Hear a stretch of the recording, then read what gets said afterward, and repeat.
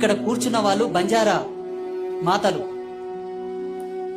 ప్రపంచవ్యాప్తంగా బంజారాలు ఎక్కడున్నా కూడా గర్వంగా గుండె మీద చెయ్యేసుకొని చెప్పొచ్చు. ఎందుకో తెలుసా? వాళ్ళు రాజపూతుల వంశం వాళ్ళది. ఒకప్పుడు ఈ భూమండలాన్ని పరిపాలించారు వాళ్ళు.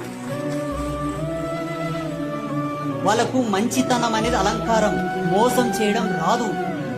మంచితనము చేత ముష్కరులు వచ్చి వాళ్ళ రాజ్యాలను ఆక్రమించి రాజ్యాల నుంచి బహిష్కరించడం వలన కొండలనక, గుట్టలనక, ఎండనక, వాననక, రాయనక, రప్పనక కన్న కష్టాలు పడి ఈ రోజు వాళ్ళని షెడ్యూల్డ్ క్యాస్ట్ కింద అంటగట్టింది భారత రాజ్యాంగం. ఈ దేశానికి అసలైన వారసులు వాళ్ళే.